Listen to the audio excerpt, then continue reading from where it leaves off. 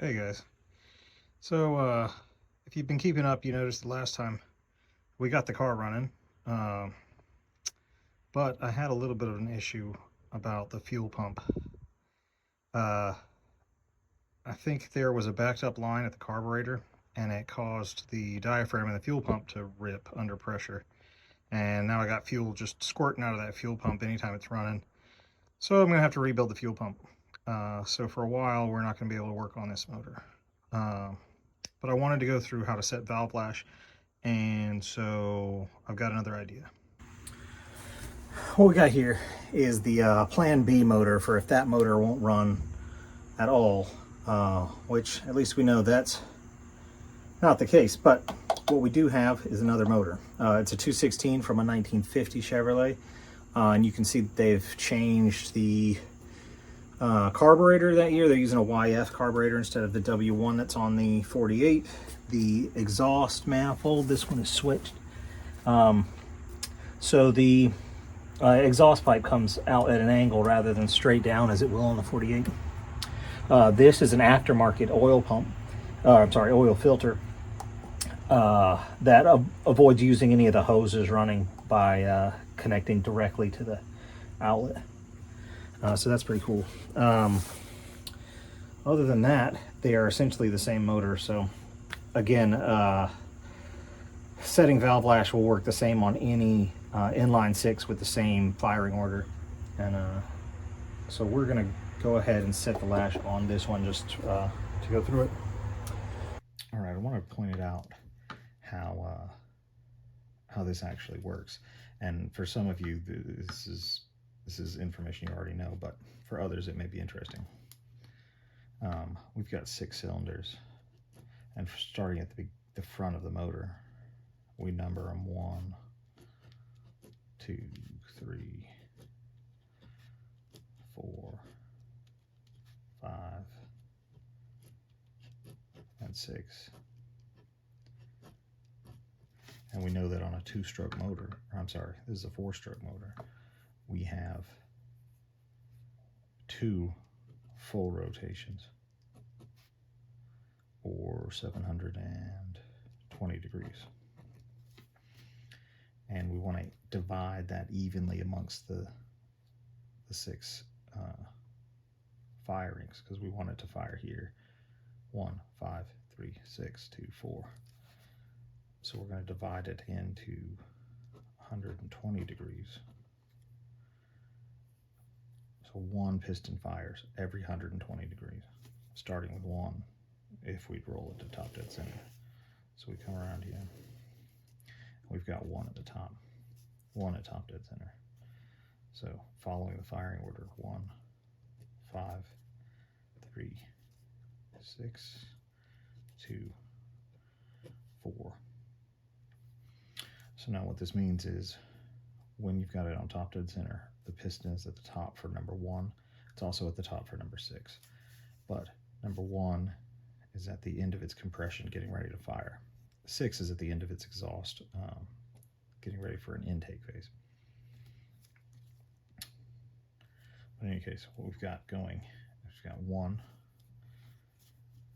5 here is on its intake. It's in the middle of its compression stroke because it started at 180 degrees down here.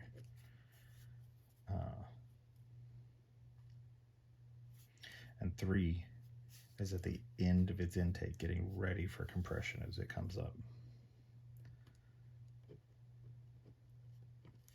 So this is compression, but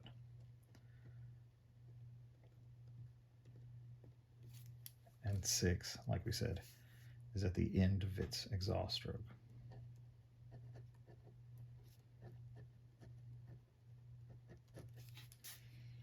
All right.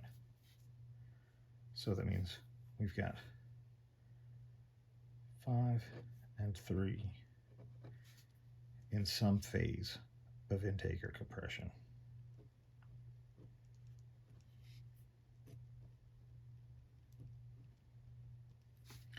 And 2 and 4 are in some phase of exhaust. So what we're going to do is when we're set to top dead center on number 1, we're going to adjust the valves for the exhaust on 5 and 3 and the intake valves for 2 and 4 because we know they're closed. So in this first position, we're going to do both the valves for 1 because they're both closed. We're going to do the intake for 2 and 4. We're going to do the exhaust for 3 and 5. And we won't worry about 6 because what we're going to have to do is rotate this 360 degrees to do all the valves we didn't do. We'll do the opposites. We'll do both of 6. We'll do 1 of 5.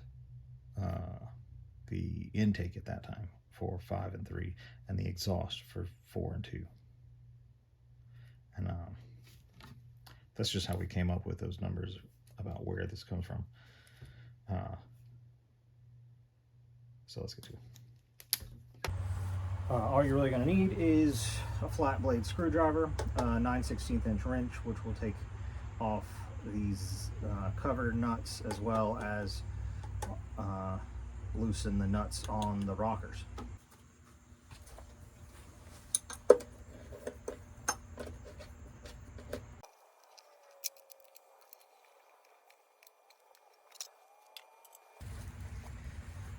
All right, so like we talked about, the exhaust for 1 is here. Intakes are shared through here for 1 and 2. Exhaust 2 and 3. Intake 3 and 4. Let's see, exhaust 4 and 5. Intake 5 and 6. Exhaust 6. So what we're going to do is first we're going to set the position for top dead center on the number 1 cylinder and adjust half the valves, and then we'll set it for 6 and adjust the others, and then we should be done. Easy enough.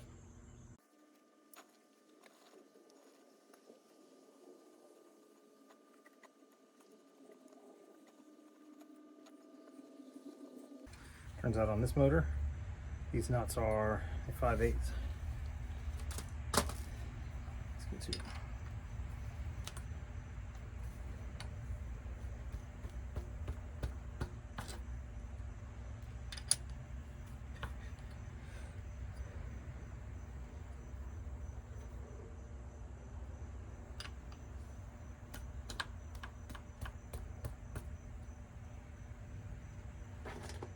So 2 intake, 3 exhaust.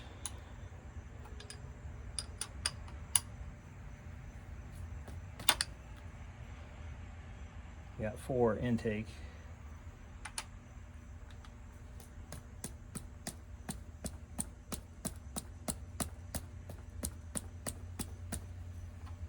Take a little bit harder.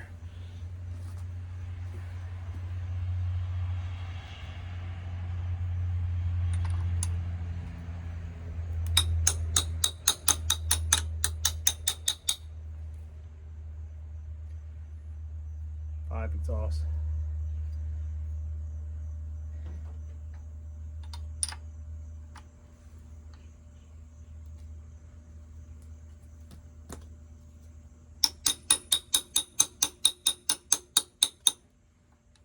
These suckers are on here hard. And if they haven't been adjusted in a long time, they will be on here hard.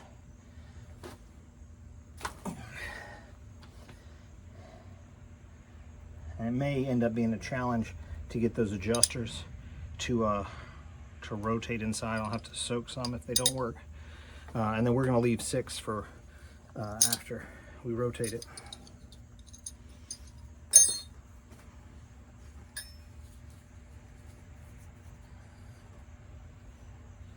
I'll go ahead and test these, see if they're going to rotate.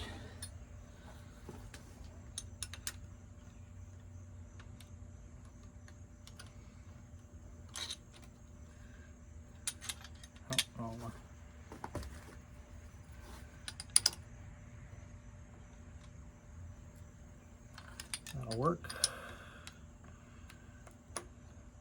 That'll work.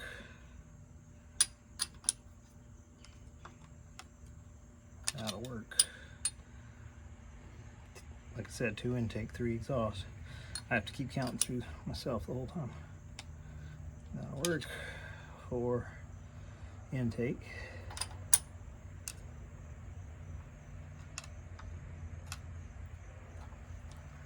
It's cruddy, but it'll work, I think.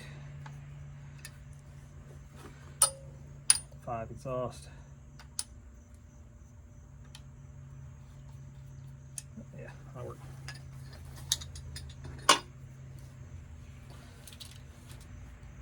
I didn't say before, but the other thing that you need is a set of flat feeler gauges. So now we set the intake on here. This is just for the 216. The intake will be between 6 and 8. I'll go 8 because you're better off loose than tight.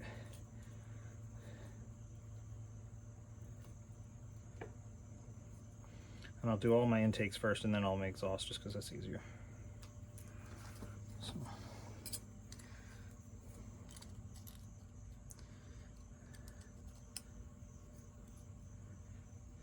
Tighten it till it's just dragging through there. You don't want to be compressing the spring with the feeler gauge.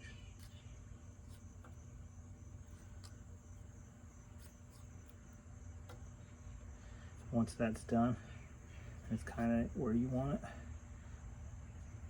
I will like to rotate this part by hand, get it tight.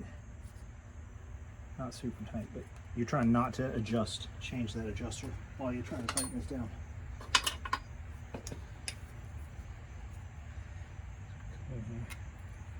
Hold it steady and tighten that down. And then once you get it, check it before, just to make sure that it didn't change too much while you were doing all that.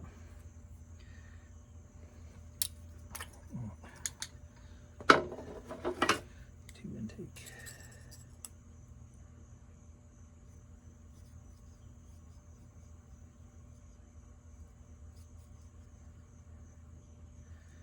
What I didn't mention is that honestly, we should do this thing adding 2 or 3 thousandths because we're doing this cold, and in those old manuals they give all the numbers for a warm engine, so take that into consideration.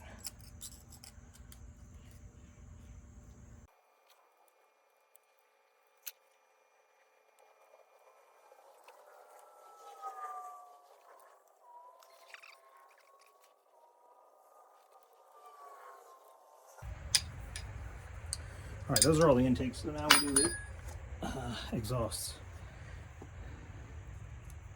And the exhaust won't be at 8. Recommendations on the exhaust would be 13 to 15. Like I said, you'd add a couple, but for this we're going to go with 15, I think.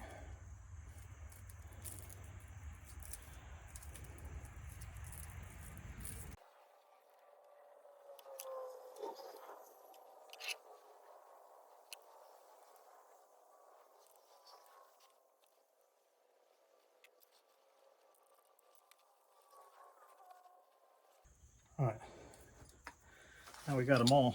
We can check them, make sure there aren't any loose ones, because we know if one's loose, then it means we didn't do it. Oh, we didn't even touch 6. All right, so then we just rotate it once completely over, which will put a top dead center on number 6, and do all the valves we didn't do this time. All right, it's flipped over, so 6 is now on its the top dead center. So both of these are loose. So we're going to do 6, and then go back in here, and we've got to do 2 exhaust, 3 intake, 4 exhaust, 5 intake, and that'll be all of them.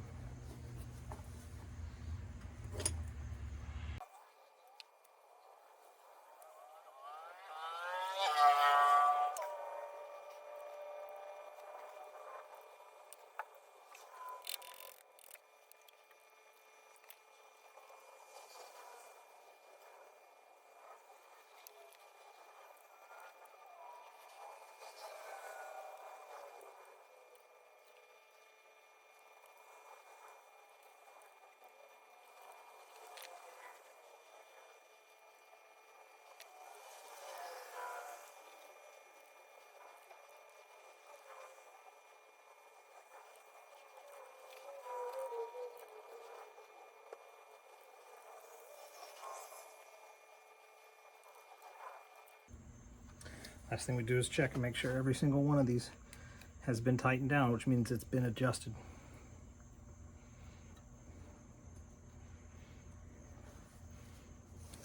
We're good. Put the valve cover back on there, and we're done.